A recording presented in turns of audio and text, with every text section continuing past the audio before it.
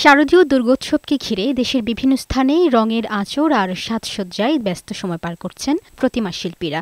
রং আর তুলির ছোঁয়ায় দেবী দুর্গা পাচ্ছেন মোহনীয় রূপ। মাগুরায় মণ্ডপে মণ্ডপে চলছে পূজার প্রস্তুতি। এবছর জেলার 4টি উপজেলা ও 1টি পৌরসভায় মোট 545টি মণ্ডপে দুর্গাপূজা অনুষ্ঠিত হবে। এরই মধ্যে মাটির কাজ শেষ করে প্রতিমায় রঙের আঁচড় দিচ্ছেন শিল্পীরা।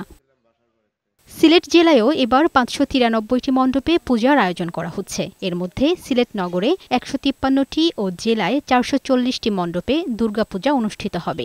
নগরীর দাঁড়িয়াপাড়া, মেজর টিলা সহ বিভিন্ন স্থানে দেবীর পাশাপাশি গণেশ, সরস্বতী, কার্তিক, লক্ষ্মী ও অসুরের প্রতিমা গড়ার কাজ শেষ। শিল্পীরা জানান, এবছর প্রতিমা গড়ার উপকরণের দাম বেশি। আগে থেকে এখনের খরচ অনেক বাড়ছে।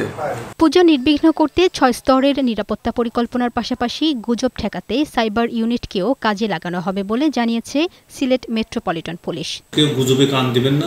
যে কোনো বিষয়ে আমাদের এখানে কন্ট্রোল রুম আছে, বিভিন্ন পর্যায়ে বিভিন্ন অফিসেই কিন্তু কন্ট্রোল রুম আছে, ডেডিকেটেড কন্ট্রোল রুম আছে। সত্য তথ্য দিয়ে তাদেরকে সহযোগিতা করুন। বাগেরহাটে এবছর 636টি মণ্ডপে শারদীয় পূজা অনুষ্ঠিত হবে। চিতলমারী উপজেলার খাসেরহাট গ্রামে 151টি প্রতিমা নিয়ে দুর্গাপূজার বড় আয়োজন করা হয়েছে। এটি কিন্তু সার্বজনীন দুর্গাপূজা আয়োজনের জন্য যে যা করণীয় সবই আমাদের রয়েছে।